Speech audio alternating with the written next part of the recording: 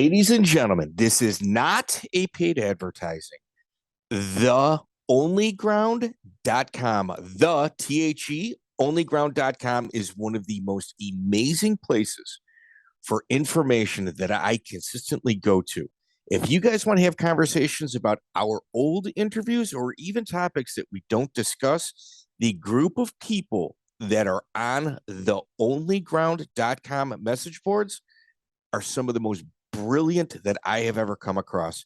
Those little like knick-knack facts that we get here and there, that's where a lot of it comes from. Please check out the link in the bio. Welcome to the show.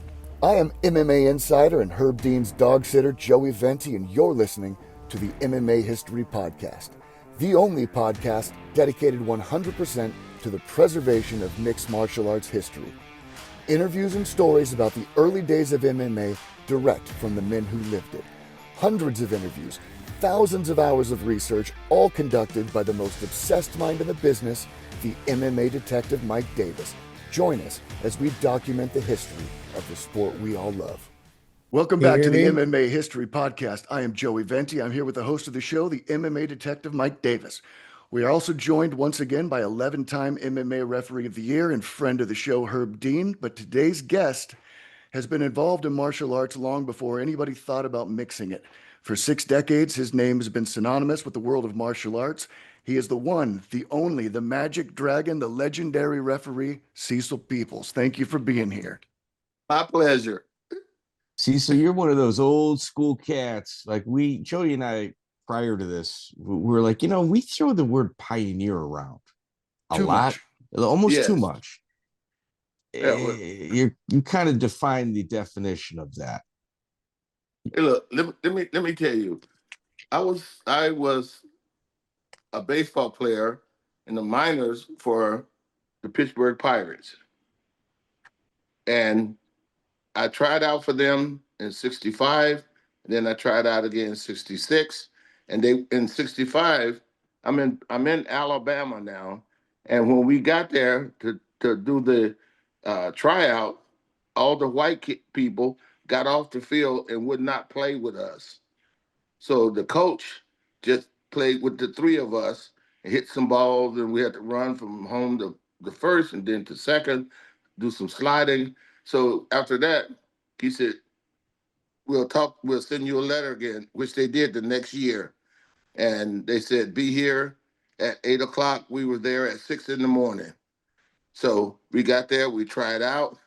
And my mother told them at the end of the tryout, she said, either you sign him or we got to take him back to California. So he said, going to California is better. He can get in the majors faster. So we went to California. Half the season was over. And then they said, well, would you like to go to Puerto Rico? Now, remember, I'm from Alabama. And I was like, Puerto Rico? What the hell is Puerto Rico? It's some good baseball players there. Go there. And I was like, I don't want to go to Puerto Rico. So they said, all right, we'll call you when the next season starts. But then I told my friend, I don't want to do baseball. I want to be like Bruce Lee. I want to do karate. And my friend told me, hey, all the brothers, all the black guys in karate that doing karate joined from this cat named Bill. So we were going to go look for him, but then we were sitting down watching TV, and he came on TV on one of them women's shows that they were talking about it, and they asked him to do a demonstration. He did it, and then he gave the address. So we go there, and as we were walking in the front door, he was walking in the back door, and he walked up to me and he said, what you want? He's got the Hawaiian flag on him. He said, what do you want? And I said, I want to do karate. And he said, all right, come back tomorrow, which was Friday. And I came back Friday, and I never left after that. So is that Bill Wallace or who was Bill? No, Bill Ryosaki. Okay. Yeah. Okay. So that was your mixed martial art beginning. That was my mixed martial art beginning. I think for 11 months, I missed one day because I was sick. And after that, I never missed another day until Uncle Sam called me. to go to the Navy, Vietnam veteran. What they drafted me, and they were going to draft me to join the Army, but I went and joined the Navy. And I went up to San Fernando. I joined the Navy. When I got home, my mother said, "You have a letter." I get the letter, and it's from the Navy. I mean, from the Army, and it says, "Greeting, you are something Uncle Sam now." And I was like, I called my recruiter, and he said, "When is that they want you to go?" And I said, "In March, no, in April." But they had set me up for March, so I joined. My mother said they were calling the house that they were going to put me in jail and all this stuff because I'm not showing up. But I was already in the Navy in boot camp. So they left me alone after that.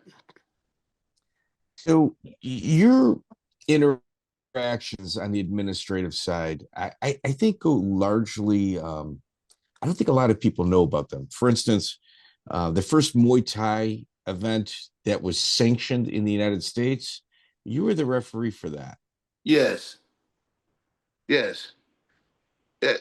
Muay Thai, first they had um, Americans doing supposedly Muay Thai, but it wasn't very good. And the few people that was doing it was from Benny Urquidez's gym. Mm-hmm. So, Benny the Jet. Benny the Jet, yes. Benny was Benny and I met. He was from my karate, my instructor's school. So I was 18 and he was 14. And he started, for whatever reason, their family just really liked me. So they spent a lot of time with me, kicking, punching, judo rolling, judo throwing people around. And so uh, that's how I got involved. I got really, really lucky to be with them. So I started doing it, and then karate tournaments came about, and then eventually uh, kickboxing, and we watched kickboxing on TV, and then the ties didn't come yet, but they were kicking people in the leg, and it wasn't very good. But everybody thought they could beat the ties, and when the ties first came here, holy moly, they were beating the snot out of everybody, kicking in the legs, doing elbows. We didn't know what the heck that was. And eventually people started getting used to it, but we never could beat the ties. Case closed. Were you ever involved in like the USA versus Canada kickboxing, where you had guys like Harold Howard make several appearances? Yes, yes. The Canadians were very good. They beat up on the American for the most part. Uh, they had a guy down here. He went to Canada, and he was like, I'm gonna show them I know Tang Sudo, or I'm one of Chuck Norris students," and he goes to Canada, and first round he was knocked out. Mm. I mean, knocked completely out. And so Canada, every time we had somebody to fight the guys from Canada, they lost. So Every time Americans fought somebody from Thailand, uh, uh, Canada, places like that, they all lost. so The only one that was doing well was Benny Urquidez. so Herb Dean, why don't we talk about your introduction to Cecil Peoples? Okay, how did I meet Cecil Peoples? Okay, I, so I can uh tell you, okay. we were at a show in Pasadena, and Herb came up and he says, "Cecil Peoples," and I said hi, and then I didn't know who Herb was, but he knew who I was, and he came up, shook my hand, and I shook his hand, and he was like, "I've been watching you a long time, and man, my chest was sticking out, and but he was very nice to me, and I thought he was going to fight, but he didn't. And next thing I know, he was doing MMA. And Oh, That's it how we met. was it a kickboxing show that I approached you at, or an MMA show? It was a kickboxing. Okay, Remember Craig Buchanan? right. Yeah, Yeah, Craig Buchanan, he fought. he fought that night, and you were like, "Damn, man, that guy got all," because he was really fancy, Oh yeah, man, he Yeah, had the moves. and you were all impressed with Greg Buchanan. Oh, So he was amazing. I thought you were gonna do kickboxing for a while. I had a kickboxing match one time at San Bernardino Arena. Mhm. You were there. It was a draw. You were there. You didn't referee my match though, but I really thought I had arrived because you were in the building and I had this match. And Jimmy Lennon said my name. That's cool. Jimmy Lennon Did Jr. he was the really? announcer. Yeah. Yeah. So he was the announcer. It was at that San Bernardino Arena. But I remember you used to referee all the kickboxing matches around Yes. town, and Yes. I Frank Trejo used to take me around, and Kevin Schumann. Well, I went to high school with Kevin Schumann. I don't know if you remember him. Yes, Hook I Kevin do. Schumann. Yeah, so Kevin was really good at it. So that's how I got involved. Mhm. And I would go watch Kevin fight, and you would be one of the referees. And I remember you used to play the Star Step Angle Banner on the saxophone to start the shows off. I was like, okay, man, Yeah. Cecil Peoples is the man. Yeah. Yeah, I did it Mhm. at the Ed Parker's International Karate Championship. I played the national anthem there too. Mhm. But you Yeah. know, I it just wasn't mine for me at the time. I Mhm. had too much stuff going on, and I didn't have enough time practicing.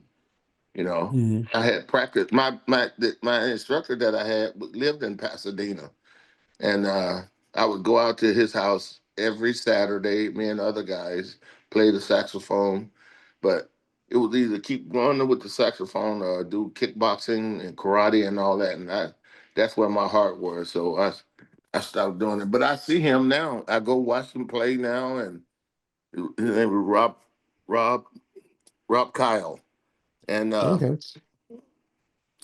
that was it. I still go and watch him play, and he has a band and all that. But So Herb, obviously you're a student of the game, 11-time referee of the year, but coming up, you saw Cecil in the, I guess, the traditional martial arts refereeing as well as kickboxing.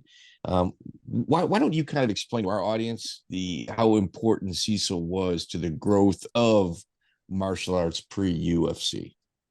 Well, I mean, I didn't know him from the tradition. I knew him from kickboxing, and we had a pretty good kickboxing scene here in Southern California. So that's how I knew Cecil. And I would go to the shows, and I mean, Cecil was the referee. He was the main guy, and and everybody knew him. And I think Cecil was kind of, I mean, also, when we watched, I think when I watched some of the kickboxing that would be on television.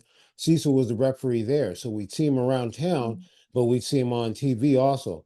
Like when Pete Cunningham would fight on TV, you were one of the referees there too, right? yes, Yeah. So I would see, so it was a big deal seeing Cecil Peoples, And then even in the early mixed martial arts days, some of those other competitions to UFC, you were the referee for some of those as well, right? yeah, but that wasn't good. The Yeah, but you were there. WCC. Yeah. Yeah. Yeah, So doing other people's show wasn't as bad as doing the UFC. The UFC was big time, man, and uh, it just I used to ask her, how was that? How do I do this? How do I do that? I remember when I went down, uh, Terry told Doc Hamilton and I to come down, and we didn't referee, but Doc and I judged, and Herb didn't referee. He was in the back, uh, taking people's gloves and putting their stuff on and all this. And from what I remember, Terry asked was going to pay Herb, and Herb said, "Well, you don't have to pay me. Let me referee." And that was the beginning of it. Yep. You could Yeah, tell yeah. I the was first. You could tell the first time Herb referee, he had arrived. Yeah, I really do. I was an inspector and beginning. Joey was also Oh with us yeah. because we were with Larry. So Larry would bring all of us guys out. And Yes. so all of us guys a few of us would come out and work the back. I was one of the ones I was always following Larry around, and then that's how I started refereeing.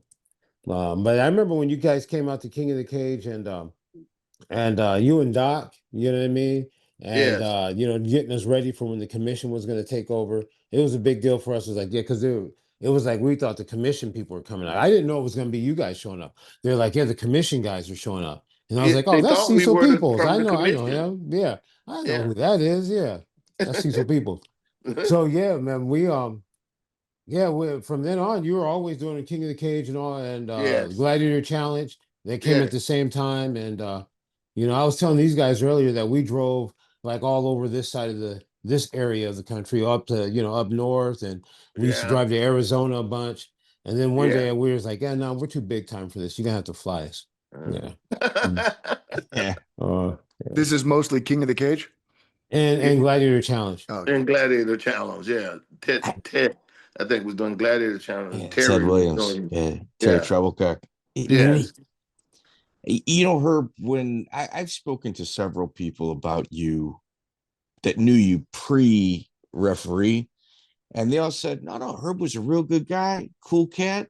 But when we saw him referee, like right away, we know, there's levels to this game.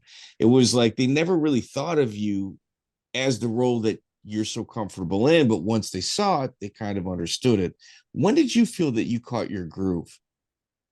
As a referee, right I off the definitely, bat, yeah, right I off the don't bat. think the first time I didn't think that I after I did the first match I got in, I was like, okay, there's a bit more to this than I thought, and yeah, and I did focus in on it.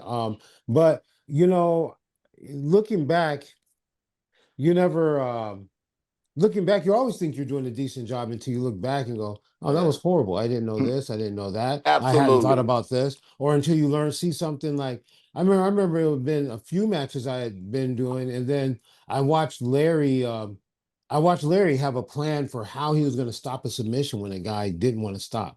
And the guy, it was Chris Brennan was choking Joe Stevenson out with a triangle choke, and he didn't want to stop. And Joe was probably maybe he was 18, maybe he was no, 17. 18, no, probably 17. 17, 17. Yeah, that's what I thought, 17. And I remember seeing that, and Larry actions were great. And I was like, that was a plan, that was thought out. I need to think about these things too. And it was just like crazy that I need to see him do that before I started thinking about it, making a plan. But I did make a plan after that, and about a lot of other things as well. You know what I mean? So I don't know. I think it was always growing. And you know what? To tell you the truth, I'm always growing. There's always something you can learn. There's always something you're thinking about, and always something you're getting better at. And that's the thing I always say about this sport is I've seen a lot of things, but I know that anytime I get in there, I'm going to see something that's going to surprise me. Yep. Yeah. So. The great thing about Herb moving up to the UFC was great for me and Doc because we got to do all the Terry shows and all the Ted shows. So we didn't have to worry about Herb being there. So we That batting practice is so important. the what Yeah. practice? The batting practice, the repetition, like you got to Yes, Yeah. you got to get your reps in. Yeah. yes, yes. Mhm. You know, uh the first time I saw Herb referee in the UFC, I was judging and I was sitting by Colleen, the lady that did scorekeeping and stuff. And that's when the guy from up there where Matt Hughes was, uh, he he he was sparring. He was fighting in the UFC and he got his arm broken. And Tim Sylvia. Tim Seal, yeah, and I Herb was there. stopped the fight. And oh my God, you should have seen Dana White. He come running down. He was screaming at Mark Ratner. Why do you put that guy in there? And why do you put that guy in there? Yeah. And I told Colleen, I said, his arm is broken. I'm telling you, his arm is broken. And Matt Hughes and all those guys, they were trying to get over the fence and they were going to get at Herb in the audience. Let's not forget the the audience oh was my going God. nuts. Oh, that was my funniest. That is the funnest moment. I mean, that's that story I've told. That's the story I've told the most. I never get tired of telling it because I remember there's these big Samoans out there wrestling with Matt Hughes and those guys, these security guards, trying to keep them from getting in. They were coming over the fence, and them big Samoan guys was pulling them down, you know. And I Yeah. thought they were gonna get over the fence and get at her, man. I was Yeah. really nervous. I thought it was done. I was like, man, it's been a nice ride. It's been a nice ride. Yeah. Let me But tell more you, important, what's going on? Like if they throw things, I'm gonna get underneath the cage. If that's the biggest cop, I'm gonna get next to that guy. As far as to get out of here. Yeah, Yeah, I was thinking for what was important at the time. Yeah. It was looking dicey. you know, Yeah. Dana White came over to Mark Radner and he's screaming at Mark Radner because Mark Radner was still the commissioner, in charge of the boxing, fighting and stuff. And he was screaming at him, what did that guy say? He stopped the fight too soon. And I tell you what, Joe Rogan saved the day because Joe Rogan made him do it again. And then they saw it. Replay. So The people went, replay. boo, boo, ooh, ooh, you know. Yeah. Yep. They went from boo to ooh. And Herb became a hero that night. Yeah.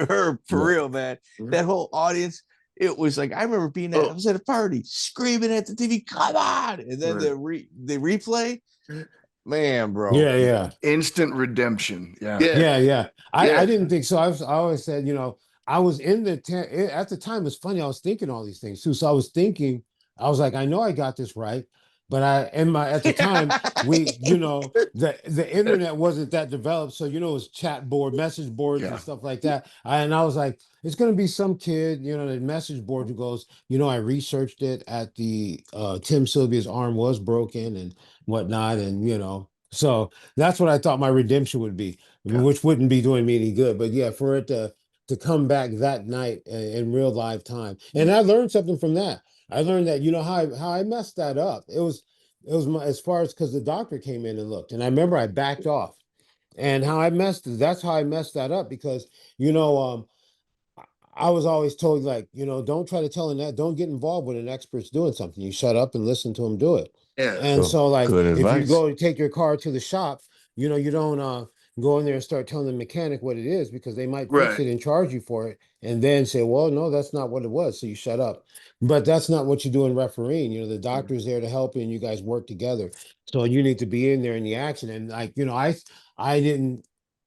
I actually did a bad job and probably was bad for her because I didn't tell her why I had stopped the fight, why I called her in, what I was worried about, what's the exact part I was worried about. Because, she's a doctor, but she's not an expert in submissions. That's supposed to be my job. So she just sees a knot of people and all twisted up. And then she sees me stop the fight. That knot, we all know is an armbar, right? That little tangle of people, everyone here knows that's an armbar. And so we would know what to look at, but that's not her job to know that. So when she comes in, that's where I learned that at. You should have been more assertive. Yeah. Yeah, I should have been more assertive. And it's my job. And I'm not supposed to expect her to know that. I'm supposed to tell her, this is the area I'm concerned about. And then as a medical professional, she's supposed to have how she's going to test that to see if it's okay. You know what I mean? Yeah, you got to tell her, this is what I saw. This is what I saw, and this is what I'm concerned about. I saw this. It was an arm bar. He did this. I think this part of his arm is broken. That's why I called you in. If you could check that, Because meanwhile, you got Tim Sylvia saying, "I'm fine. Let's go." Yeah. He's saying, "I'm fine. Let's go." No selling a broken arm. Yeah, not even a bit. And I saw him that night. He thanked me. I saw him later on that night in the casino. He's like, yeah, he had a cast. And I thought, man, thank you. My arm's messed up. And yeah, it could have gotten worse if that fight hadn't gotten stopped. I was like, did you know that it was broken? He goes, yeah, I knew. He knew. I was like, yeah, you were with me, right? Cecil, you were with me when I ran into him in the casino. We went to BB King's place to eat. And it was something we couldn't go in. And then he come walking down. I mean, look, like he was going to shoot Herb or hit him with a stick or something. And he went walking around there. And I was like, Herb, don't take no shit from him, man. And he kept walking down.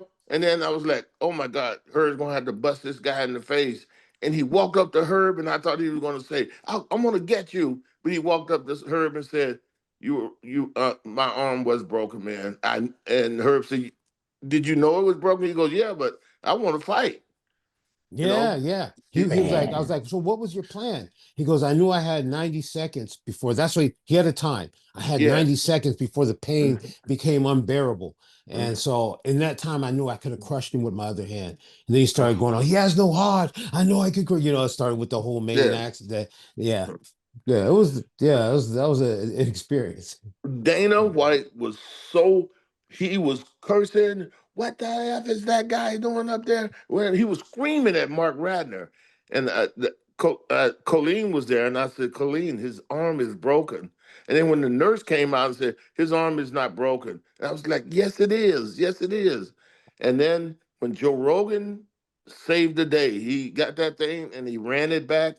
And then everybody went boo to ooh. Oh, like that. And they showed it again. Oh, everybody's going like that. Yeah. And I was like, oh God, thank God, man, because Herb would have never been able to referee in Vegas Oh, again. yeah, it'd have been done. Yeah. Yeah. But one of the other doctors did check it at the time, and he checked it a different way. I think Flip Amansky was actually a Yeah. commissioner at the time, but he had been a ring physician before also. And Yeah. so Flip Amansky went and checked him out. Checked him out. Yeah. Well, Herb, that's not your only interaction with Frank Mir breaking a bone. Yeah. You were Yeah. That's the also usual suspect right there. the Antonio Nogueira Frank Mir fight also. Yeah. The Kimura. Nasty. Oh, yeah. It's more. Well, I think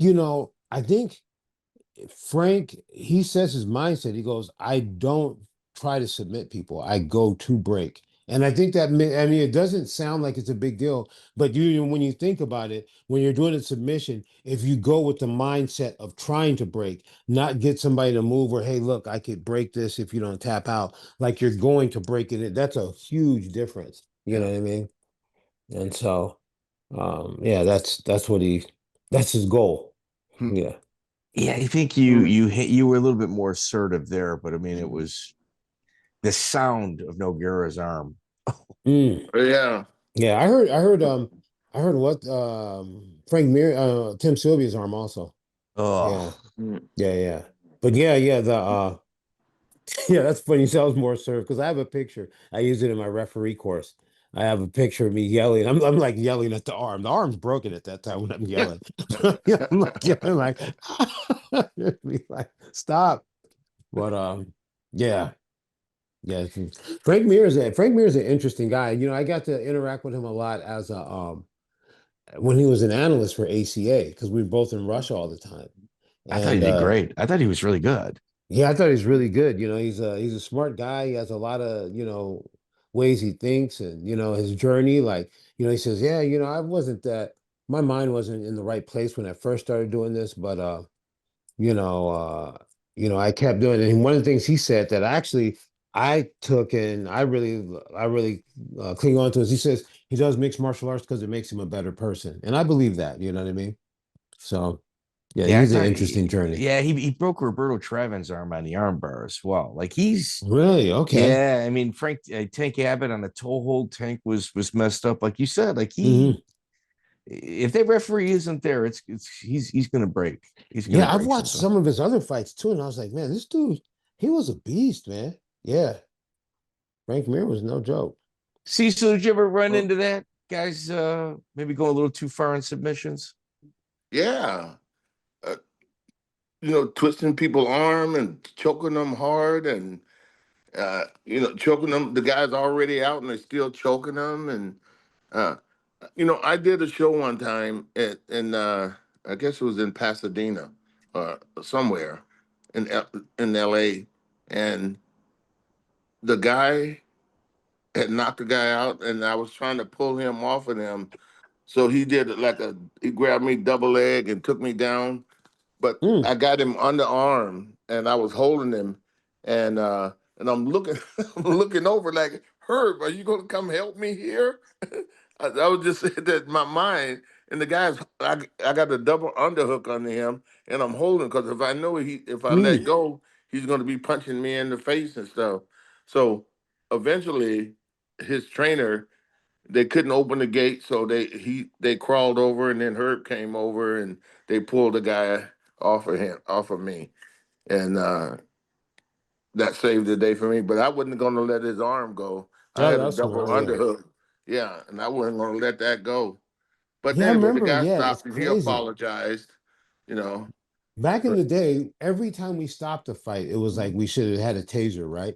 Every time we Yeah. stopped a fight, it was like we had to wrestle someone off. That was like part of the sport to see how many Yeah. punches you could get in before the referee could stop you. Or, you know, and if he didn't have a good plan, if he didn't stop you physically, you're going to keep on going. But Yeah. then Tony now when I Galindo. see guys, yeah, Tony Galindo, that was Yeah. the main culprit.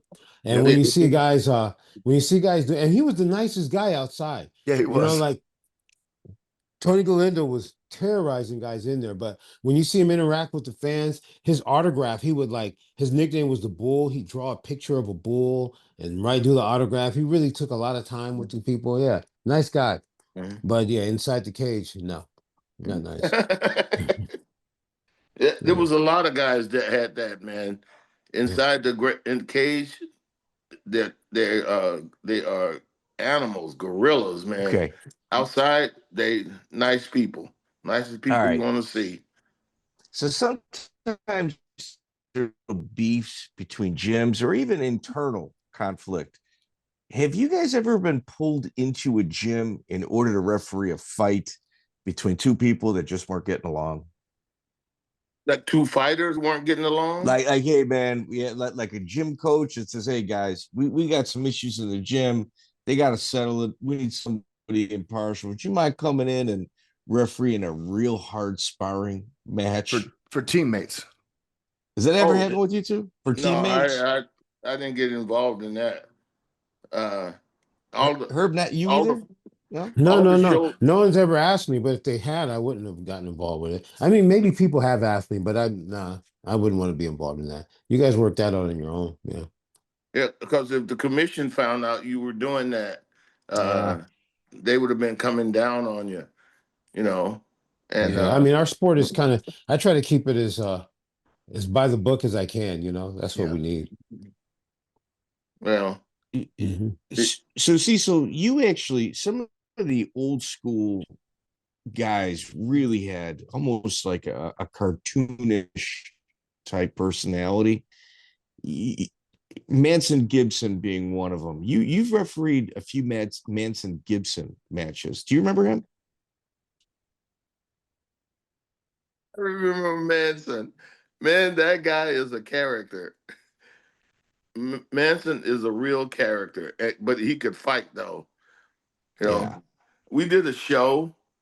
What the hell did we do this show? And I guess it was a Russian fighter, came from Russia, and whoever he was supposed to fight didn't show up or didn't want to fight, and they're running all over the place. And Manson said, "I'll fight him. I'll fight him." And they were going like, "Yeah, Ransom, but this guy is really, tough and that. I don't care. I'll fight him." Man, Manson whooped that guy's ass.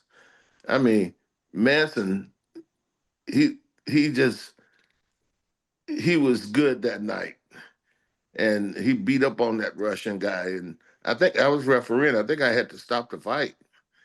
You know, that's the way Manson is. You know. He was such a character that Mhm. Geek. He fought Houston, Japan. I Yeah. guess was so difficult to deal with. Fought Who's to a draw. They said they sent him home early and they never invited him back. Well, Yeah. go ahead. No, I just said I didn't It- know that much about him, Yeah. except for what you used to tell me about him when we were driving around in the cars. You're always telling me Manson Gibson stories. Yeah. Well, Manson was fighting for this family of Japanese, and then uh, other people were fighting this other family of Japanese, and they told Manson, "You can't, you're with us. You can't be with them," you know.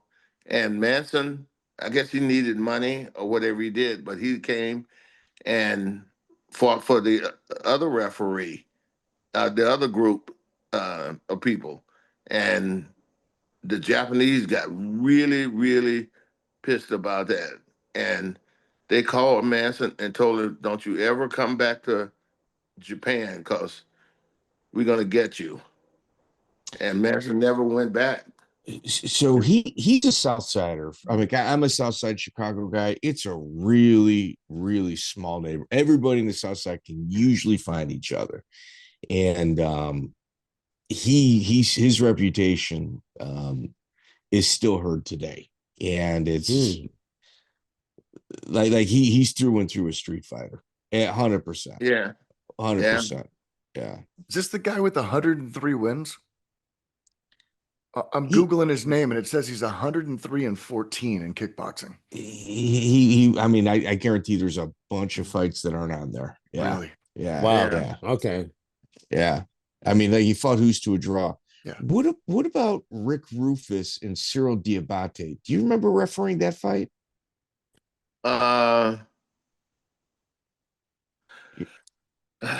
Here, Rick Roufus. That was in Vegas. That fight was in Vegas, right? Yes. So you remember?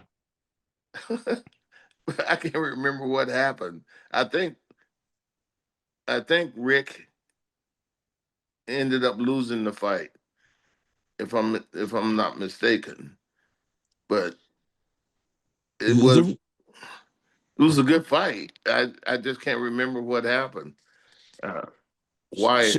So the Roufus brothers had big reputations as well. They weren't easy people to deal with. Yeah, the problem with the Roufus brothers was the brother didn't know what he was doing. You know, he was telling Rick to do kickboxing stuff instead of MMA things, you know, and Rick Roufus got beaten up listening to his brother. Oh, so they had an MMA fight, Cyrille Diabate. Because Yeah. I remember Cyrille is an MMA fighter. Mm-hmm. I remember him from France. Yeah. Yeah. And he had Rick doing point karate and all this other stuff. And you know, from what I understand, it tore up their relationship. They're brothers, and it tore up their relationship. What promotion was this in? Joey. I don't know, maybe it was in. I think maybe in Vegas, and he was telling Rick. He was telling Rick to do karate stuff, you know, instead of MMA stuff. Yeah, Duke did not like mixed martial arts initially. No, not at all. He hated it. Like, there's videos on YouTube where they're still there. Where Duke was a savage though, man. Yeah. Duke Roufus, yeah. Yeah, Rick was really good at kickboxing, and eventually he came to MMA. Yeah, that was a rough change for him. He adapted to it too, but very well. Yeah, Rick was all that. You know, he was a good guy, but boy, he took some ass whooping before he adjusted to that MMA kickboxing. Duke became an amazing coach, right? MMA coach. Yeah. Oh yeah. Oh yeah. Yeah. His guys, man. Yeah. The Pettis, you know. Yeah. Quite a few good guys out of here. Yeah, for sure. So, Cecil, what was the first UFC that you watched? The first UFC. So, did you watch it live or did you watch tape? No, it was on TV. Oh, so you watched the actual pay-per-view. You're one of like the 28,000. What about you, Herb? I watched it also because we have a friend in common who was there. So my kickboxing coach, Frank Trejo, he also coached Zane Frazier. So Zane was in the first one. So I was watching it the whole time. I remember, you know, at the gym and training with these guys, and they're going to go do this thing. And I'm like, this can't be real. They're not going to let them do this. Because in California, they were changing their minds about this week you could kick the inside of the leg, but next month you couldn't. And I'm like, they're not going to let these people do this. But I wasn't thinking, I didn't really know, you know, what was going on in the rest of the country. I guess Colorado, they let you do something. Yeah. So Yeah, I did. I didn't think it was going to happen until watching it live. I saw them walking out, about to have, get in this, have this fight. Yeah. So Uh, yeah, I watched the first one. so yeah, under 30,000 people purchased that, and obviously it exploded. So Zane Frazier, your common friend, Cecil, do you recall him ever telling you about his fight with Frank Dux, what eventually got him into UFC one? That's what got him there, huh? Oh yeah. So, Oh, that's. what happened was, Were you you there? talking You were about there, Zane? right? Yeah, Zane Frazier. Yeah. Yeah, Zane was teaching for Frank Dukes, and Frank told him, if you do this and you do that, and we get all this people going, you know, I'll turn the school over to you. So Zane had a big following. The guys were fighting really good, and boy, it put a lot of people into his school. And then he didn't want to turn the school over to Zane anymore. He lied on his word that he would turn it over to Zane, and um, so they had this martial art history museum thing going, and uh, her, I mean not her, uh, Frank was walking by, and he saw uh, Zane, and they got dirty looks to each other. And Frank Duke said, "I'm sick of you. I'm sick of this shit," and he said, "I'll kick your ass." And but Zane was right up, man. And they went into each other, and Zane picked him up and threw him down, beat him up really bad, really bad. And uh, then everybody ran over. Now I wasn't there at the thing, but three people that I know told the same story, and they didn't know that I knew it. And they told the same story, how Zane picked him up and beat him up and punched him up, and then he did that thing he do in on the movie show. Now you die.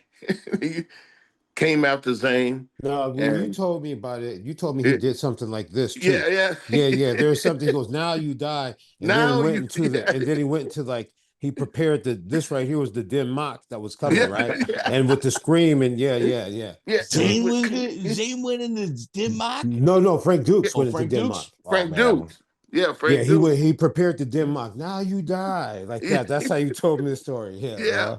And he come after Zane, and Zane sidestepped him and kicked him, and he went down. And Zane got on him and started pounding it. Then all the people had to run over there and pull Zane off of him, and he got beat up pretty good by Zane.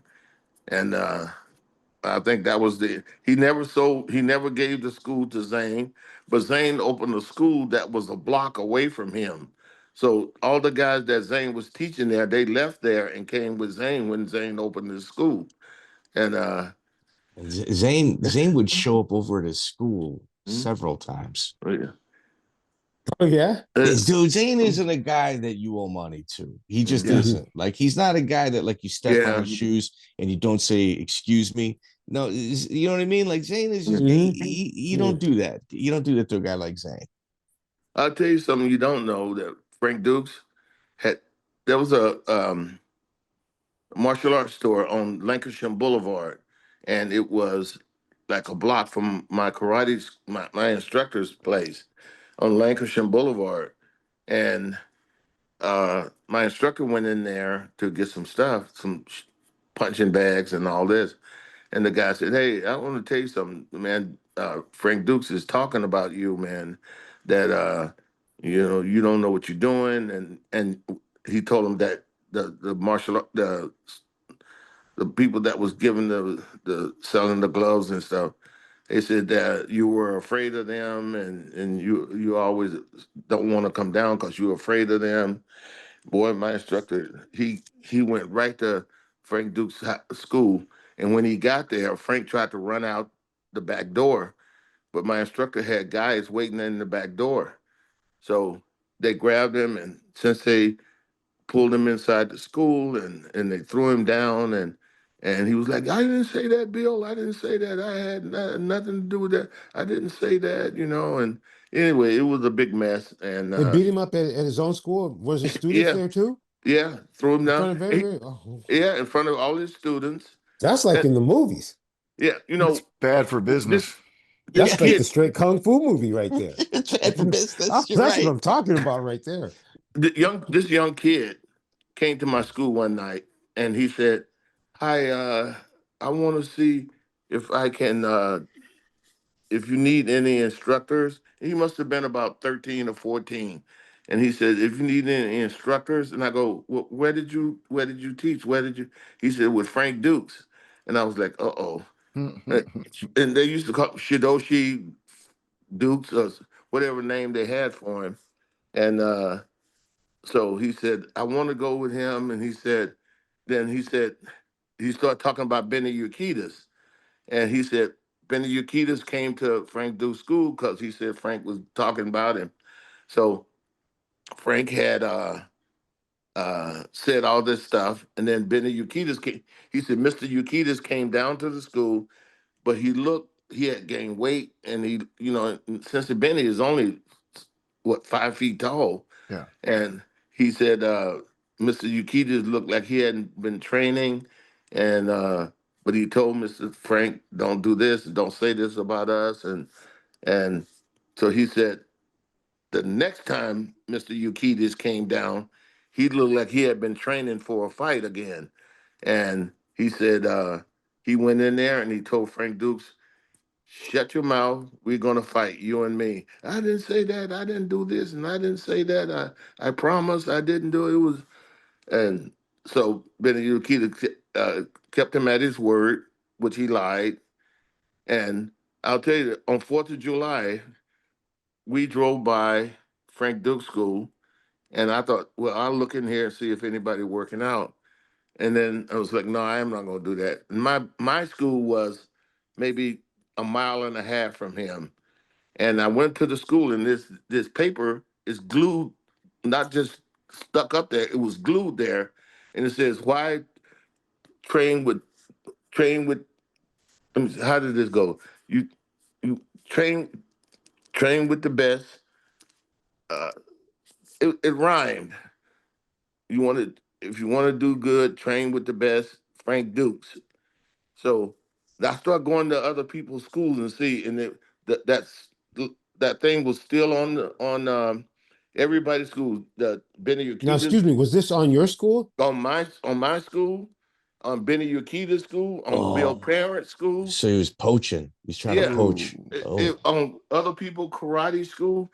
Everywhere I went, that wait. thing was up there. So this is like, I guess what a meme would be today, except you had to use actual paper. Yep. With okay, Yeah, yeah. and For your and it kids, for was you at home.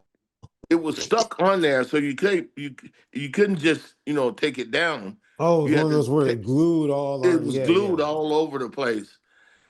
So um, uh, I was I told Bill Parent, let's go down to Frank Dux School, and then John Hackelman was in town. So John Ackelman. Wow. John Hackelman, yeah, he taught at my school when he was in town, and he worked out there too. They're And good Okay. buddies, him and John Hack. Like they're Really? buddies. They Man, ain't got a lot. Yeah, yeah. yeah, man. who? You and John Hackelman Oh, So are quick. John friends. Hackelman. Oh, yeah, yeah, Man, yeah, we're gonna see if this shit works. That's what's gonna work. yeah, This is what we're leading up to. yeah. Okay. Uh-huh. So myself, Bill Parent, and John Hackelman go down to Frank Dux School. So we go in there and we walk in, and Bill Parent and John just walked on the floor, shoes on, and this young girl, she must have been about 16. She said, can I help you guys? You're not supposed to come in with your shoes on. And John and Bill just kept going on and talking and walking and looking around. And she said, how can I help you? And I said, well, is Frank here? And she said, no, no, he won't come in till 4 o'clock. And I said, okay. When they were going, Bill, you tell him we coming back to look for him. And he better be here or we're going to go to his house. I didn't know where he lived. So anyway, he had said a lot of stuff about the Jet Center and Benny Urquidez. So I called Sister Benny and I talked to him, and they said, "Yeah, we saw all this stuff, and we're going to go after him." So at 5 o'clock, Frank Dux came to my school, and I said, "Hey, what's going on, man? What are you doing?" He said, "I didn't do that. I didn't put that stuff right there. I give you my word as a gentleman. I didn't write all that stuff, and everybody is calling me saying they want to fight me and this and that." And then he said, I want to go to the Jet Center, Benny Urquidez, the Jet Center, and I want to talk to him." And he said, "Could you go with me?" Oh And no, you're his yeah, backup. yeah, Oh no. Jesus. no, Mm. no, no. He said, Sister Benny and I are like brothers, and he said, "Could you take me down to introduce me to them, because they're saying they want to get me, and I didn't do that. I swear I didn't do that." So I said, "Okay, come in." So he drove his car, I drove my car. We go to the Jet Center, and I go in first, and I talk to Sensei Benny, Sensei Ruben, Sensei Arnold, and they all dressed up to fight. So Mm. I said, "Look, Frank Dukes just left my school. He's out here in the parking lot, and he want me to." Negotiate a peace Yes, treaty. Uh-huh. yes. Yeah, yeah. Uh-huh. So I said, he don't want trouble.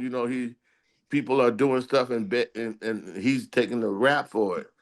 So I went The out and got Frank. conspiracy. It's a Yeah, Uh-huh. conspiracy. I went out and got Frank Dukes, and I brought him inside, and then I introduced him to him, and then I left. But later on, they told me, he was shaking, like his arm. They looked down at his hands was shaking, and they told him, "Okay, we'll take your word for it. But if this ever happened again, we coming at you. I don't Shit, want to hear it." I would have been there next weekend, Yeah, Joey. I would have been yeah, there as a third party. I would have been. yeah. Yep. But I don't think Frank ever did that again, because it stopped that night. Wow. Mm. Yeah, so It's supposed to have been pre-Kumite, Frank, because uh, you No, know. post Kumite. He was It'll be past his post, prime. yeah. That's why he didn't Yeah, want it was any. post Kumite. Oh, Yeah, it's supposed yeah. to. Okay, Yeah. okay. yeah, he was going to get racked if he hadn't, you know, Because this was talking. probably in the 80s, right? The late 80s, That was, early 90s, late 80s, early 90s, yeah, maybe. and I'm in the '80s, I would think. Because this thing with Okay. Frank with Zane was probably 90s, right? Yeah, Yes, yeah. yes, Mm-hmm. yes. Zane isn't like, if you owe him $1, he's gonna get about 100 out of you. It Uh, might not be like money. It's gonna be other things. It's just yeah, the juice ain't worth the squeeze with Zane Frazier. Yeah. That's all I can tell you. Mm-hmm. And yeah. we've interviewed him. It ain't worth it. All right, so UFC 1. You guys both saw it. Do you guys okay? Trent Jenkins, that's another traditional martial artist. He fought Jason DeLucia as the alternate bout. Jason DeLucia moved to California because it was Steven Seagal issued that challenge. $50,000 challenge. 50. Whoa. Okay. So Zane Frazier would show up over at the gym, and Jason DeLucia literally moved from Massachusetts to California to collect on that 50. Do you remember that, Cecil? No, barely.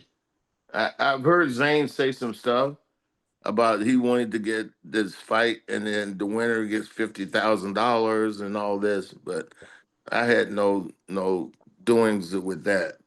I think he took out, was it in Playboy, Joey, that it was announced? Yeah, but when people were calling it due, he said, "Oh, no, no, no. You put up the 50 grand and then I'll fight you for it." Oh. Yeah. Yeah. It wasn't that he was offering you 50 grand, but for 50 grand, yeah, he would beat you up for 50 grand. That's good. That's good. That's good. Yeah, It's that reverse psychology. Yeah. Yeah. Herb, yeah. you're also an old school guy. What about Gene LeBell? What was his early reputation? Oh, wow. Were you asking Hey, me or you asking Frank? I mean, Herb, I Cecil. want Herb. I want to No, go through I you, want to and know. then I want Cecil's about Gene LeBell because I mean hey, that's kind of before I used to train, go and trained over at Gene's school with Gokor in Gokor. Hollywood. In Hollywood, yeah, they had a school in Hollywood, and I remember Gokor used to put he keep track of his students. He'd write a number on a card. He'd give you a card. He'd write a number on it. I think that was number 400. And he's had a bunch of different guys, but man, that and Gene was a lot of fun to be around, and he was always so nice to me and always so like good to everybody. It was like I had a lot of fun hanging out with Gene LeBell, you know. But Did you I go? do. Did you go What is, train with him with Dave Tice? Is that how you oh got yeah, involved with that's him? Yeah, right. me That's right. too. Yeah. Me too. Yeah, yeah. Dave Tice. I know even then he was still older. He could still like, you know, if you go to you know, a hardware store and there's like something that was made in, I don't want to besmirch any country, Yeah. but some of those countries that didn't make their tools well, like pliers, Gene's grip, he could bend pliers. Yeah. That's real. Mm. Yeah. He man, Uh, that guy, you know, I mean, I know you heard what he did to Steven Seagal, you Yep. know, Made him shit himself. yes, Mm. he actually shit himself, and he told him, "Hey, he can't do that to me," and he caught him in a rear naked choke. Bap, he was out. And then he Mhm. tried to get the producer and all the stunt people not to work with him anymore, and he wanted him fired. But all the stunt people told him, if Gene goes, we go too. And he shit himself. What a horrible have to. I mean, I Yeah. hope that was at the end of the movie. I mean, Yeah. have to go back to work for a few months with that, you know. Well, Gene was mad at him because he kept punching the stuntman in the face. So Yes, Gene was that's kind of true. standing up for his guys, I think. Hmm. That's very true. Yeah. My instructor was on that stunt thing Oh, that they really? had. Yeah. Bill? Yes. And but Frank was choking people out and hitting them in the face and Yeah. when he shouldn't have, and it was a mess. But I tell you, man, uh Gene LeBell, I was at that school when they had a school on right off of uh on Lancashire Boulevard. And these people came from Australia and they've been all over the United it's States. John And Donahue. It's John it, Donahue. Okay, go ahead. all right, I didn't know who it was, but Yeah. I went down to. They came to my school and I said, well, you want to see Gene LeBell? This is how you go to his school. And so they went to his school. I went down there, and it was 13 of them or 14 of them, and they wanted him to see if he could put them to sleep, like the rumor is. He'd get you in a chokehold and put you to sleep.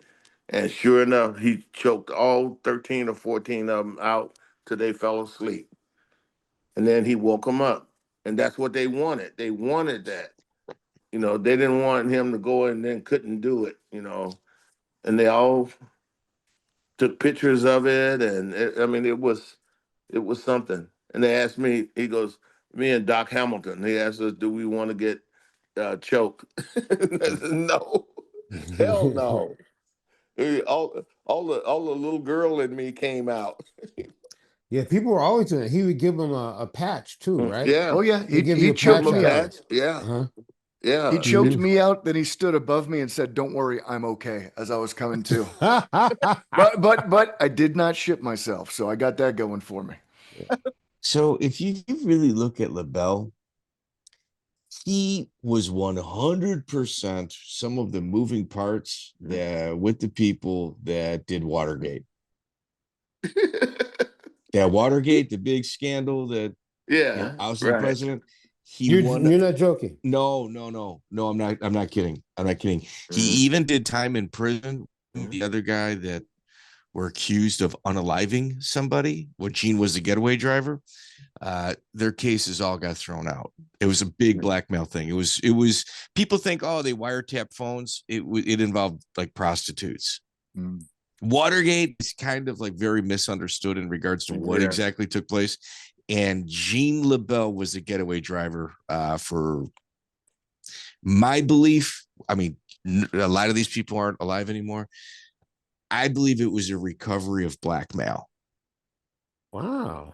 Yeah, yeah, yeah. It's incredibly fascinating. Yeah, Gene LeBell is. So anyway, was he working for some sort of? I believe it was all Hollywood connected. Like if you look, it was like a prostitution ring. It was Mm, kind of like an Epstein like an Island. early Epstein It thing? 100% was. It absolutely was because the person that was unalived was a pornographer and had access to a lot of the actresses that he was plying on these politicians. And Oh, Gene was the getaway driver for somebody that was recovering some of that evidence. Yeah, no, Gene LeBell was a real deal, yeah. 100% the real deal. Interesting guy. Interesting guy. He So, always asked me, do I want to let him choke me out? And I was like, no, thank you. I no, believe in you. I'm cool. Yeah, we're Yeah, good. Mhm. yeah, I did. You know, uh, I got a call from Benny Yukita's wife one night, and she said, Cecil, we got a movie. I did 5 movies, and Benny Yukita's wife called me for all of them. And I went there, and she said, well, you got to do this. You got to read, you got to talk, and you got to say stuff. And I was like, oh God, I don't want to do that. I don't want to learn all these lines and this and that. And she goes, no, no, no, don't worry, you can do it.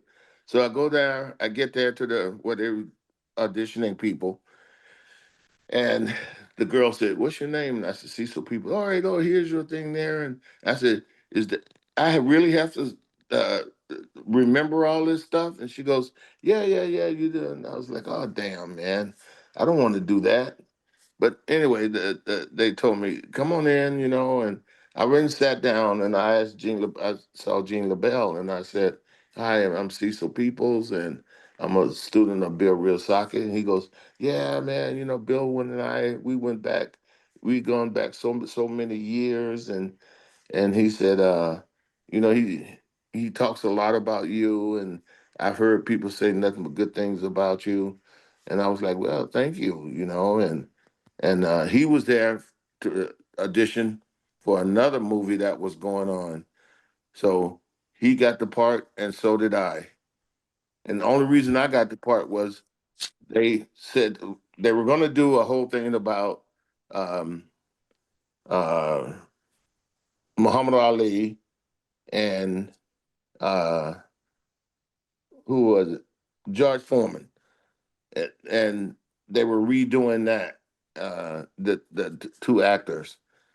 And um, it was we went and did the show. We went to East LA College, and uh, we get there at 9 o'clock, and I didn't get dressed and ready to go till 5 o'clock that evening. I got there at 9 o'clock in the morning and 5 o'clock in the evening, and they started. And Benny Urquidez was telling them what to do and all this, and the guy said, "Okay." And for some reason, they started fist fighting while they were filming. And the guy that was playing Muhammad Ali, I think he hit the guy too hard. And the guy that was playing George Foreman, they got pissed off, man, and they're knocking each other in the face and fighting really. And I looked over at Benny and go like, "What do I do? What do I do?" And then he looked at the producer, and the producer said, "Let them fight." So they're going at each other, and then after about a minute and a half or so, they asked me to stop, just stop the fight. So I had to go in there and jump in there and stop it. Eventually, they continued, but boy, that was real. And I mean, they were That's knocking each other what around. movie is this? Yeah, Like I what guess. movie? It was a movie about George Foreman and Muhammad Ali. Remember the big movie they did? Ali. Yeah, Ali. Yeah, they did that, but they did another one just for TV. Huh. And I tell you, uh, ABC did one, and Fox did a movie, and they both showed them on the same week. One was Thursday, one was Tuesday, and one was Thursday. And I don't know why that happened, or I don't know why, but they wanted to do another one, and they did it, and uh, Fox showed theirs, and this is what happened, and then ABC showed theirs, and they think that's what happened. So, but I didn't care. I got paid good. Okay. All right. So, UFC one, obviously it established jiu-jitsu as a formidable art, but like what people tend to overlook is it was in California for almost a decade at that point, as well as Shamrock, the Shamrock family, who was another submission fighting style of art, was also based in California. So, like, truth be told, West Coast was a hub for submission fighting before anybody knew it. Did Yeah, did did you guys really have any interactions or dealings or understanding of jujitsu pre UFC one?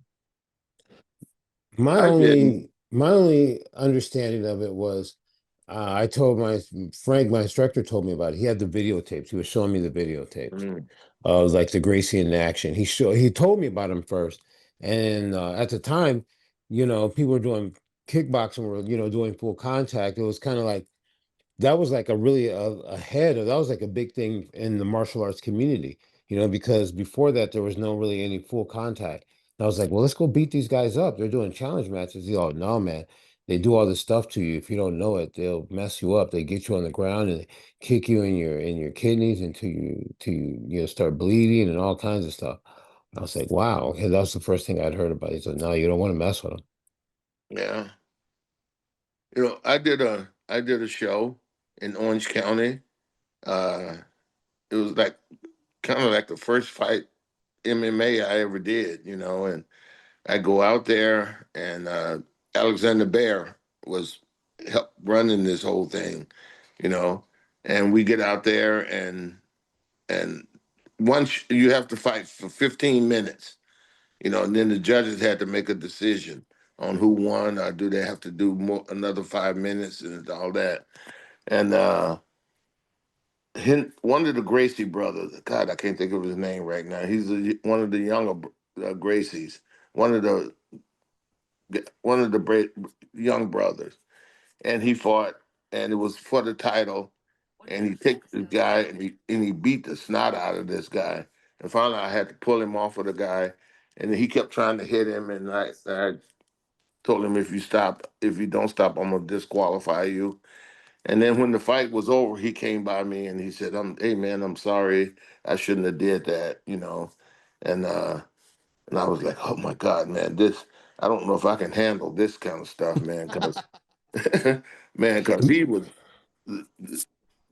was putting a whooping on this other guy, man, and they went for 15 minutes, and then if the judges call it a draw, then they'll go 5 more minutes, but 15 minutes nonstop, you know, and that was my first thing with MMA. It was Alexander Bear, her, Yeah, I remember Alexander yeah, Berry. Yeah, he had that extreme pancreation or something, right? right, right. Yeah. And so, Mike, where out were you, or did you did you know much about submission fighting before UFC one? Nah, dude, I boxed straight Hmm. through high school. I watched UFC one and like, So you did oh judo in man, high school, though, right? no, boxing, Okay. boxing and wrestling, a little bit of wrestling, but like I understood ground because I wrestled, and I'm like, who knew wrestlers? Wrestlers like that ground fighting is where it's at. Right, right. Yeah. Yeah, Nobody UFC thought that two. was worth it. Yeah. No, UFC two was the first one I saw. I mean, I was in hooked Oh, right yeah. away. So, what about the Shamrocks? Did you guys ever deal with Bob Shamrock, Frank, Ken? Like right around this beginning time, it's California, man. Well, you know what? My interaction with, I mean, well, Joey's not here, but my interaction with the Shamrocks first came through Larry Landless.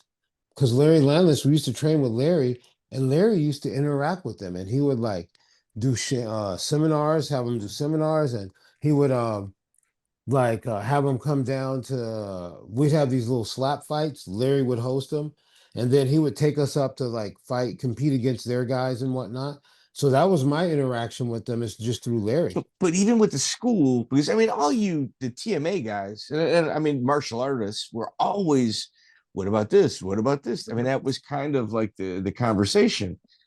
Well, the Like, Shamrocks lived up north though, so we, they Yeah, that's when we were first interacting with them, they were up north.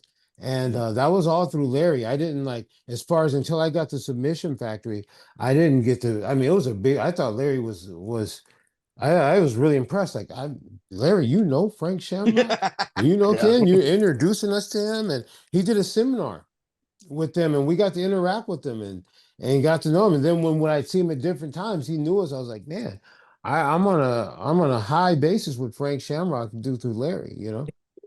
At the high school with Guy Yeah. Metzger, right? Yeah. Guy Master, he did, remember that seminar he did? Yep. Yep. And then he would take us up to have competitions against the Shamrock guys, but none of their guns, not like Mikey Burnett or anything, but they do like, we'd have our little pancrase fights, little slap Right. matches. Mm-hmm. Wow, I didn't know about that. But and people are like, hey, you want to do this, man? You want to do MMA? Hell no. Mm-hmm. No, it was great watching it, but man, I didn't want to do that. And I was getting too old to even do it at that time. You know. Another really well-rounded guy, way ahead of his time, was Erik Paulson. Oh Erik yeah. Paulson, yeah. I remember him. He just got demoted by the IBJJF. I saw something about that. Yeah, do you know about that? Meaningless. I saw that on Instagram today. What is that? Yeah, he just got Him and demoted. Hegan. He and Hegan, right? Hegan Yep. Machado. Talking about, and that's not his first run-in with being demoted. You're talking about a guy that was doing private lessons 6 or 7 years with Hickson and Hoy, 6 or 7 years before UFC 1. All right. Yeah, so that's some politics I don't know about. But I would say he's doing really well because he's got the Ruotolo brothers with him right now, training them for MMA, and they're doing great, right? Yeah. Mhm. So what about the early, did you guys ever hear, when you talk to Erik Paulson and you talk to him about like these old schools, he's one of those photographic memory guys where he's like, it's on this corner, this and this, it's on that corner, that and that. I was here this date, I was there that date. It was like his entire being pre UFC 1 was trying to figure out where the greatest martial art Right. system was. Did you guys have any interactions with him early 90s in terms of like mat No, time? Not no, but me. I was not me, and I was trying to figure it out too, but I don't think I was doing as well as he was. So I think that was what was going on in the early 80s, right? I mean the late 80s. Because by the 90s we knew what was going on. Yeah, We're we knew starting what to was figure it going out. on Yeah. then. Yeah. But in the 80s, but people were trying to figure it out. Mhm. Like you Dan and get all kinds Asanto. of hokey books Yeah. and videotapes and all kinds of things. There's Oh Anasazo. yeah. Well, even there's Dillman doing like, pressure points. There's all kinds of Right. stuff happening out there. Yeah. He was training with Hickson and Danny Inosanto. As far as Mhm. trying to figure it out, I mean, he Mhm. stumbled into the right place. Right. Yeah, like when he did privates with Hickson, did privates with Hoist, did privates with Danny Inosanto. We asked him like who was the most influential person in regards to his growth of he himself as a practitioner. He's like, oh, without question, Dan Inosanto. Yeah. Like, Mhm. didn't even hesitate. There could be some politics there too, though. Right. Did you guys ever ask? Remember you getting all those. Oh. Go ahead, No, Herb. what are you saying? I was just saying, had you guys ever find out how John McCarthy got involved in that in the UFC? Well, see, I asked him. We flew home from doing the Ultimate Fighter, and I asked him, "Why did you get started? How did you get started in that?" So I don't know if he told you the same thing he told me. we can only tell you what the UFC 1 participants told us. Right. So why don't you tell us what he said? Well, I asked John. We were flying back from the Ultimate Fighter. Fortunately, it was just he and I. And I said, John, how did you get started in the UFC? And he said, well, he was the training instructor in the San Fernando Valley. He was training the cadets. LAPD. Yeah, LAPD guys. And I said, how did you get involved in that? So he said, this cop came down and said, John, there's some brothers that nobody can beat, and they can't beat wrestlers. They beat up wrestlers. They can't. Nobody can beat these brothers. And he goes, "Who are they?" And he said, "I don't know, but I'll find out. And the next time I'm out here in the valley, I'll call you and tell you." So weeks went by, and then finally the guy came back. And he said, "All right, John, I found out who they are. They are called the Gracie brothers, and nobody can beat them. Marines, boxers, kickboxers, nobody can beat them." So John was like, "Well, I'm gonna go down there." So then the guy called him up, and gave him the address. So John took off, and his friend took off down there, and shoot, where the first Gracies were, where Chuck Norris used to be. Anyway, he gets there, and he said, "I want to wrestle with you guys," and so he said, "Okay." So he said, "Hoist." So Hoist comes out. You know how big John is. Hoist come out. He's a little skinny guy, you know. A buck And John said, 70. "No, no, no. I want to fight a big guy." He goes, "No, don't worry. You know, he's doing all right." So they go down. John takes his things off, and he go out on the mat, and he shoots in and take Hoist down right away. And he said, Hoist looked up at him and said, "Oh, my friend, you make a mistake, my friend." He goes, "No, I got you, you know, right, right, right." And he said, next thing you know, going, "Hey, John, wake up. John, wake up." And then, so John said, "I wanted to do it again. And if he can do that to me again, I'll sign up here. I'll sign up for a year, I guess, whatever it was." He said, "I'll sign up." So they said, "Well, are you sure?" And he goes, "Yeah." So they go out there again. He ground into the horse, take him down on the ground like American wrestling does. Takes him down, and he said, "Oh, I got you, I got you." And then Hoist looks at me and said, "No, my friend, you're making a mistake. You're making a mistake. No, no, no, I got you." Next thing you know, "John, wake up. John, wake up." And John gets up and he said, "Did I go out?" And he goes, "Yes." He went in and signed up. He went and joined with the Gracies. That's how that's when because I asked him about doing, the refereeing, and he said he went there. His wife used to do, make the reservations and the hotel rooms and all that stuff. And John was just kind of he and some of the other guys were hanging around us, get do this stuff, do that stuff for the UFC so they can get some experience. So after the first fight, the father asked Hickson asked John to referee, and John said, "I don't know about referee." And he goes, "Yeah, man, you that other guy, he's gonna ruin our show. He's not don't know what he's doing." And they said, "John, come on, you can do it." And John finally said, "Okay," and that's how he got involved. I would even kind of agree with. I thought the Taylor Tooley Gerard Gordeau fight was stopped too early. The what Yeah, now? yeah, definitely. Well, no one knew what was happening. Yeah, it was the very first fight. Right. So, it's like I definitely think it was stopped too early, but the referee, he was like, "What the hell?" You know what I mean? He But didn't he know was what to from expect. Brazil. He was from Brazil. Yeah, Oh, I you think thought he he should have was. known what to expect, right?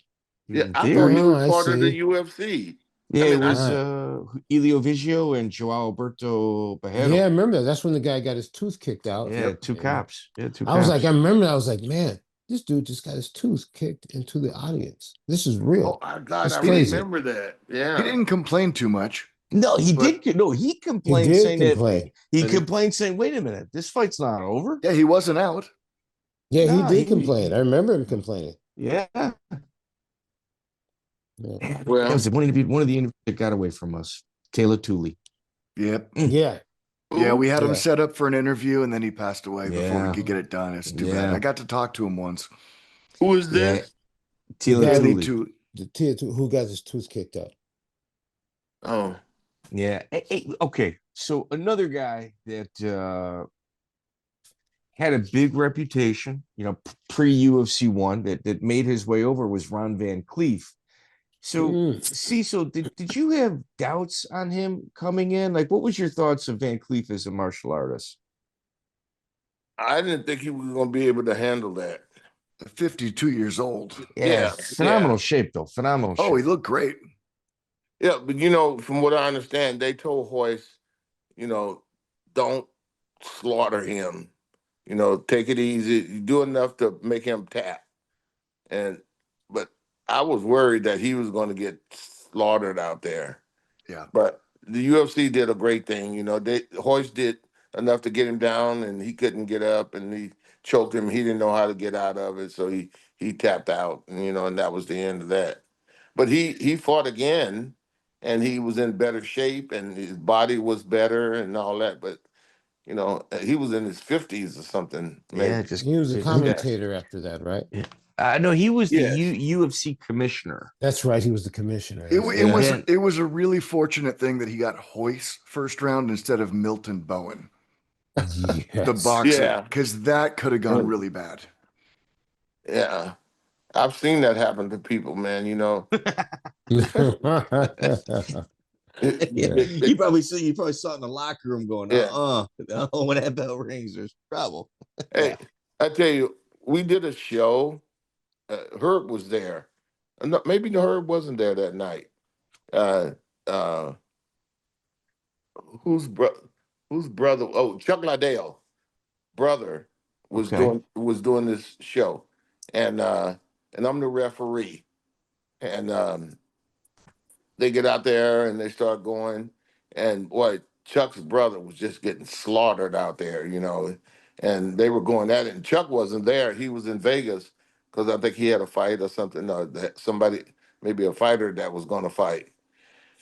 So they're fighting and they're fighting and they're running around, and the guy's slamming Chuck's brother, and Chuck's brother is trying his best, you know, and he's doing really hard, but you know, the guy was just too much. So when the round ended, Chuck's brother goes and sit on his stool, and the other guy goes and sit on his stool. And when the 1 minute was up, that guy couldn't even get off the bench.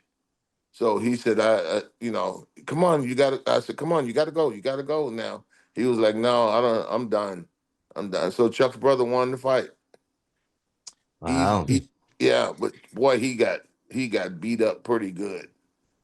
You know, and go ahead. But pre UFC 3, did you ever like referee any Harold Howard matches?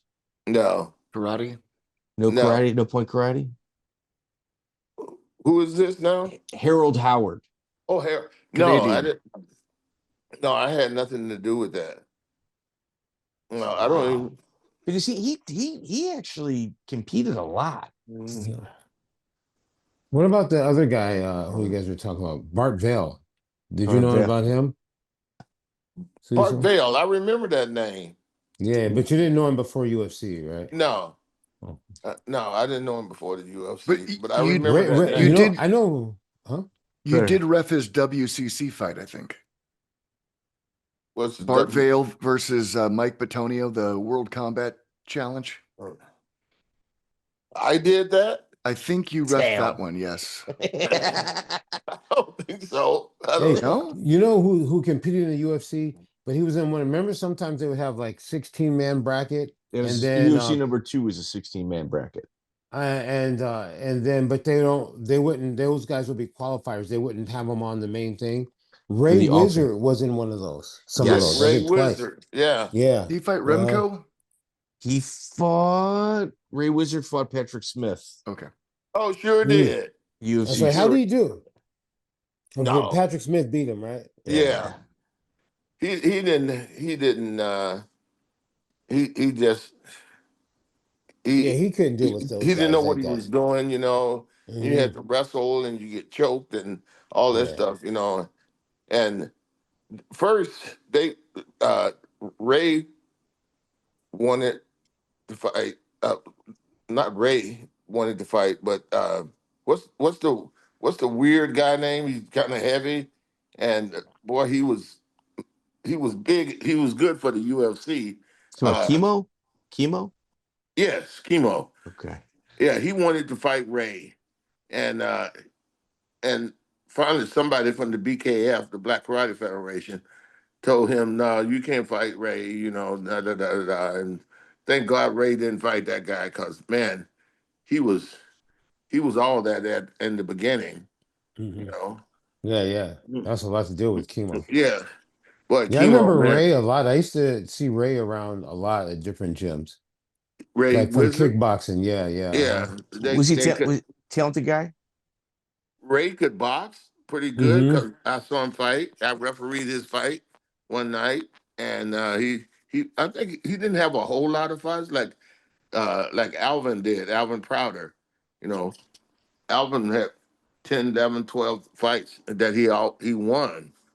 Uh, but Ray wasn't.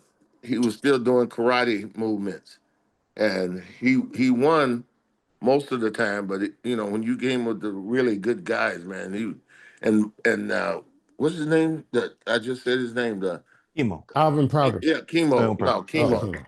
Holy cow, man! Chemo wanted to fight him, man, and finally they told him, "No, you can't fight the guy. You got to fight somebody your size."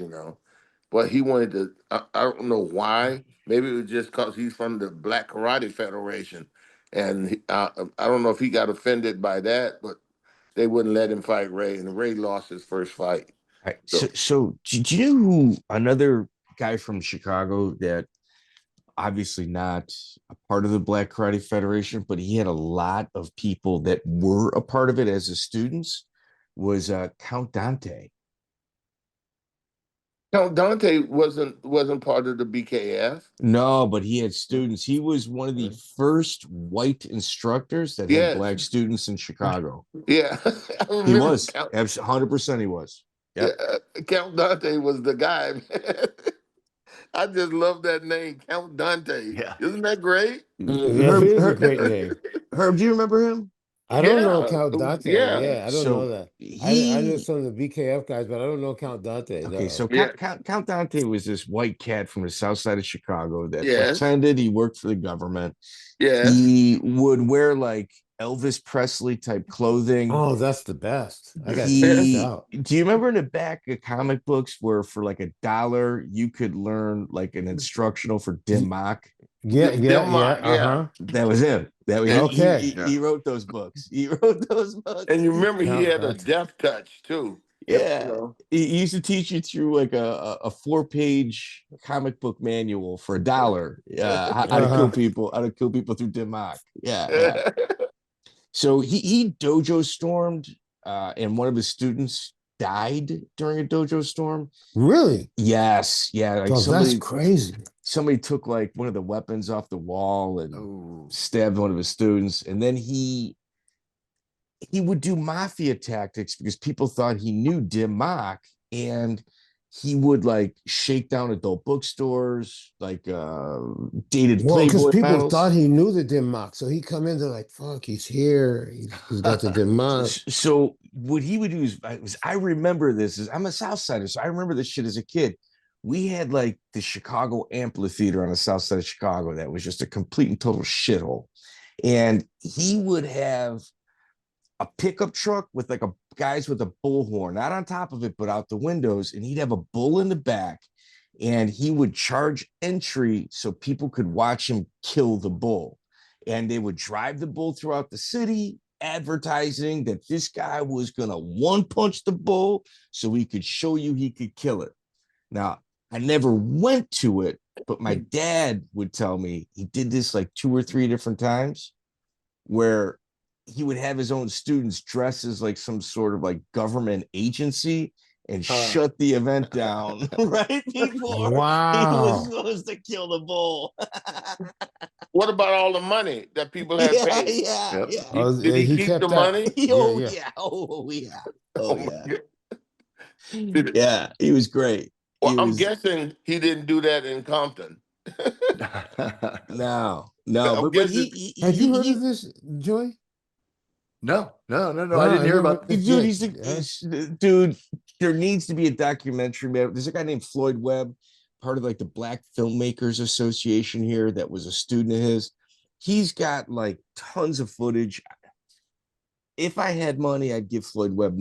I'd give it to Floyd Webb to complete the film on this guy. No, incredible character. Yeah, Napoleon Bonaparte did like a 3-part episode on Count Dante. It didn't go into this though, but there was plenty of other yeah. stuff. He was such a crazy guy. Yeah, I mean, Mm. so I coach high school boxing, same high school he boxed at. Yeah, Really? it's just pictures on the wall. Yeah, That's funny. yeah. All right, so we're gonna go ahead. John McCarthy was telling me that it was a boxer, and he was in New Jersey, I think. He was a boxer, and he was like, that MMA bullshit, they can't touch me, they can't beat me, and they can't beat me, and all this stuff. So, and then he was only going to fight with one glove, like his right hand. That's the only one he was going to put gloves on. And while he's in the back, he's talking all that smack, and John McCarthy said, well, you think that this is bullshit? And yeah, man, I can beat everybody and da da da. And so he gets with John, and John shoots and takes him down, chokes him, right away. And now he's afraid. He's shaking. He's afraid, and he goes out there to fight.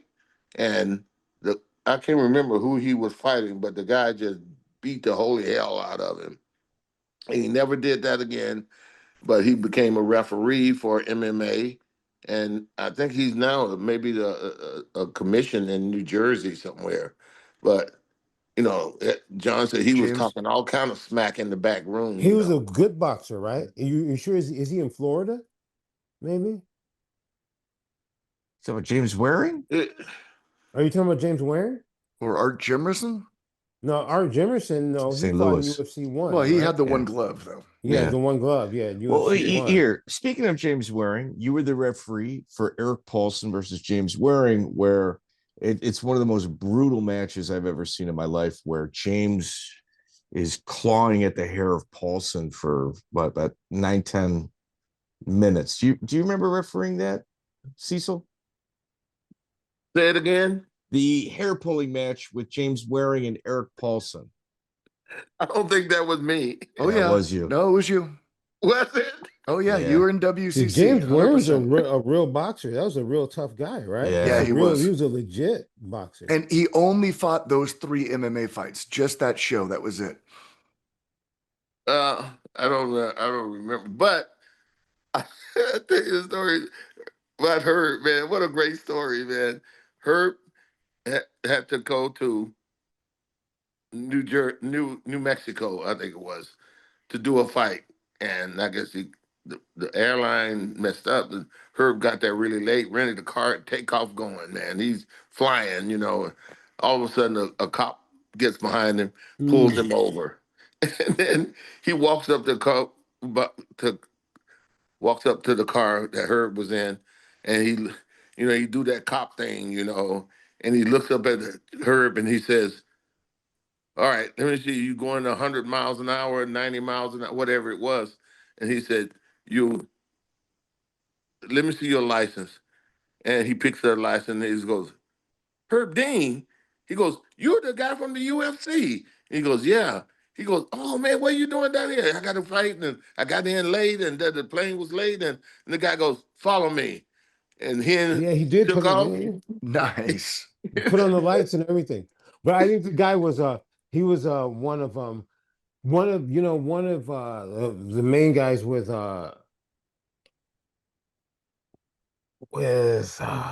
okay, what's the big gym in New Mexico? Jackson Wink. Yeah. Greg Jackson. Yep. One of the guys who trained at Jackson's was that's a right. police officer, and so they were pretty aware of MMA. A lot of the police, but he did help us out. He got us there on time. That's Nice. really cool. But really it was cool. I came and told my dad about it. I was like, Yeah. It was a positive interaction with a cop. I told my dad, I was like, like they told him to lie, and we could barely keep up with them. They're like, they got us there. Hey guys, I need to step out just for we're gonna wrap up. Cecil, you're an absolute gentleman. We've had you for an hour and a half, and it's late. It's greatly appreciated. Cecil, I need you to know something, man. Like, we are historians here, and we truly appreciate all your contributions to mixed martial arts. Well, I don't know if Dana gonna agree with that, but there you go. You got Herb there, man. No, I was there. I agree. Yeah, man. Watching Herb go from refereeing, from doing stuff in the back room and telling kids to get out of there and do this, to Herb Dean now, man, oh man. Watching Herb grow, that was, and like the best referee around now. Nobody is better That's than true. Herb. You That's know. true. But when you did it, there was no blueprint. You're a No. true Yeah. pioneer and a true Yes. legend. Yeah. Yeah, Herb was the best, No, man. no, You, Not you, me. Hell you. We're no. here. We're here to talk about you. That's right. People don't know how important you were to this. Anytime the you process. showed up, I knew that there's somebody. So many things. So much of what I've learned were all those hours and hours in the car with you and learning about how when the commission took over. You gave me a lot of coaching on so many things. It's just endless. So we're so happy to have you. Yeah. Thank you for doing this, Cecil. Yeah. Yeah. No blueprint. No blueprint. None. Good, bad, ugly. We all learned. We all learned, from everything, every step of the way, every part of your journey. We all learned from. That's for sure. Well, thank you. But Herb was the man, man. Yeah, he's the man. And then it was, I thought it was going to be a thing between John and Herb, who was the best referee. But that That's- kind of cooled down. It kind of didn't fly up like I thought it was going to be. I was like, man, this, Herb is so nice, and he wouldn't get involved in that. But Well, I think it's pretty corny to argue about who's the best yeah, referee. yeah. Well, Yeah, just somebody always going be to a do good, something, be a man. They're good always going to referee, say, and yeah. dust settle. Yeah. It was the same. Who's the best referee in boxing? But Yeah. you're always going to have something. Cecil, always a pleasure. Herb, stick around for a minute, real quick. But Cecil, thank you so much for joining Thank you, us, Cecil. man. It's absolute. Take care. Herb, we'll talk later. Okay, thank you. All right. Herb, man, let's talk about politics. Oh man, I'm ready to go to bed. It's like 11 o'clock, man. I got a 4 o'clock in the morning flight. I'm going to Chicago. Oh, Hey, are you in Chicago? You know what, dude? I'm in Minnesota this weekend. I'm in Minnesota this weekend. I got an early flight to Chicago. You want to talk about politics? Well, here, politics in behind the scenes. How difficult was it to navigate to be where you're at? Oh, you know, it's I don't think it's really weird. It's my journey, so I don't think I have a good impression of it. You would think I would know it, but I think that so much of everything I do is about, I don't realize how much being a referee is my identity. And so even when you say politics, I'm like, can you want me to talk about politics? Yeah. Like a lot of these people in the sport can go off and have a political conversation. My job is to be a good referee. So my job is not to state political opinions because I don't want somebody Oh, no, to I'm not talking think. politics I behind the know scenes. about politics, Yeah, but what I'm saying yeah. is I know what you're talking about. Yeah. But you're saying how hard was it? That's how much I've internalized this, that it's with me all the time to try to be in a position to do a good job. So that's why I'm trying to answer the question, is when I'm saying that, like you mentioned politics, like I don't like everything I think about is about I've been trusted with this position, and I think that it comes easy, but it's kind of molded a lot of my personality. It's that, and Joey's my friend, so I think he understands what I'm saying, right? Yeah. Yeah. Every step of the way. Like you see people that just arrive one day and they're just in front of you, and you're like, man, where'd they come from? Not a single person can say that about you. Like you started in the back room and you worked your way in front of the camera. Herb, I appreciate you setting this up for us, man. Thank you. Okay. Thank you, Thank Herb. you. Appreciate you. It was awesome. I'll see you next Hope week. see you next week. And maybe we'll do it again sometime, one of these guys. There's so many. I love what you guys are doing, and with the MMA history, I think we have a very rich history in our sport. Yeah, and we I'm do. glad you guys do. What I liked about it is that you really do your homework and you guys really explore it and have a great question. Thanks for doing it. Herb, Thank you, you, sir. Mhm. Appreciate All it. right. Okay. See you. Good. I don't want to grind on Cecil too much, but he absolutely was the referee for Mike Batonio versus Bart Vale. No doubt about it. He's a little bit older. No, I know. And and he's reffed so much. I mean, it all must just blend together at this point. um he's getting older, Yeah. and I'm glad we got this when we did. I haven't seen the thumbnail yet. I should be getting it tomorrow. I've requested full on Cecil Peoples karate pose. You requested what? Full on Cecil People Oh yeah. karate pose for the thumbnail. For the Yeah. thumbnail. That'd be a Yeah. good one. Yeah. So Joey, all right, this is what I've noticed with their numbers. This is obviously our close. We got to redo the beginning of the show.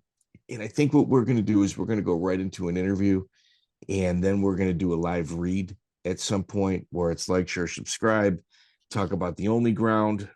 There's a guy only for the hardcore Substack that posts over there on the only ground. We're going to plug him. Anybody that's like a history person that's kind of in our realm, I think we're going to start doing live reads instead and kind of incorporate it in the show.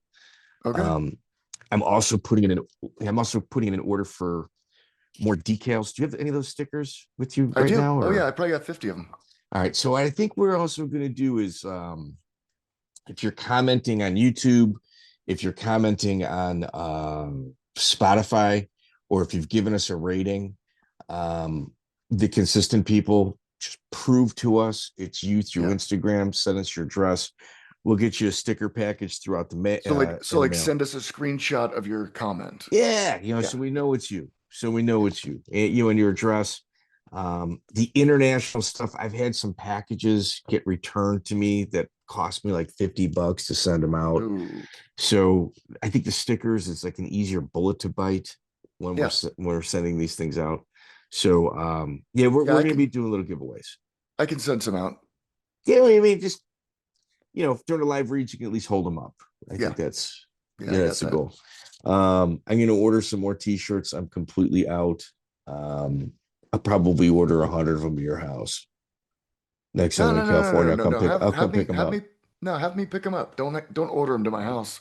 I work in Hollywood. That's Santa Clarita. I'm there all the time. Yeah, I think we're going to do that as well. So, Joey, absolute pleasure. Like, share, another subscribe. Good one. That, dude, that's Cecil Peoples, bro.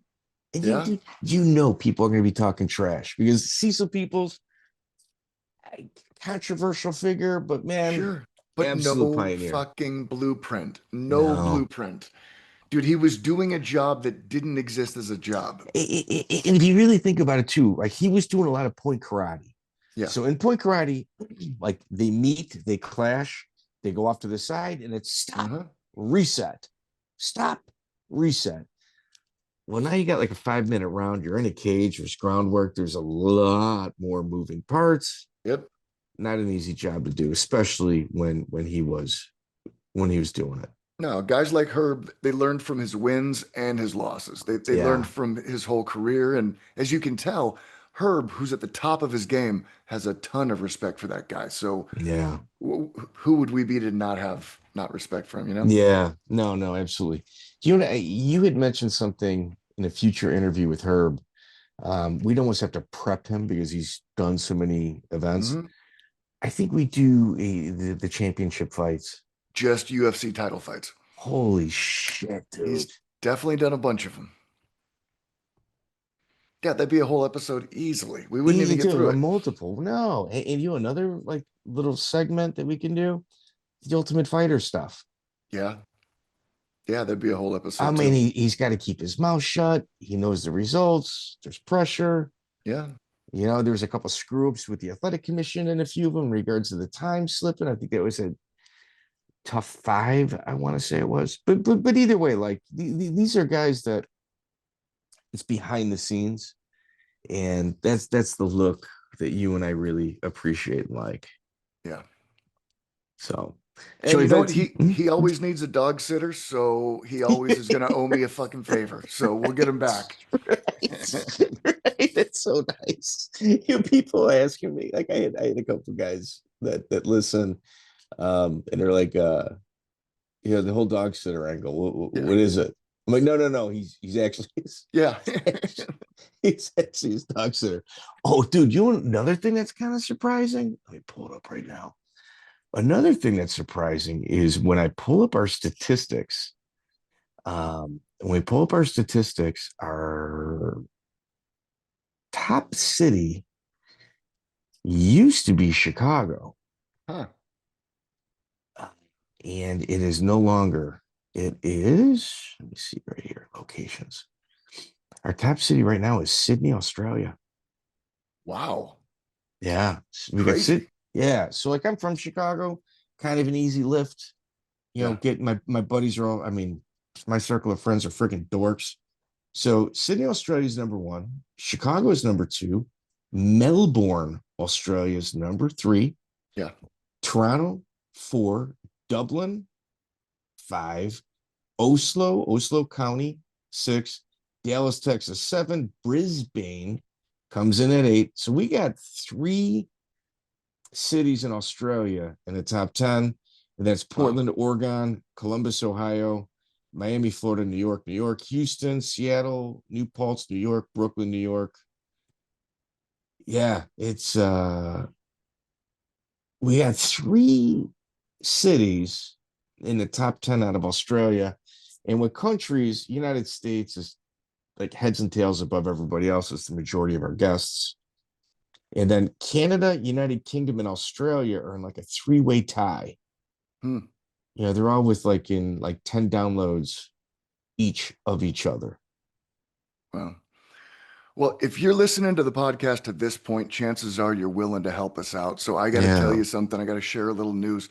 Studies have shown that when you go away to work, if you leave the MMA History podcast playing on your TV to keep your dog settled, it works 3 times better than those dog music bullshit channels that they keep trying to Bro, cram down our throats. I know a guy.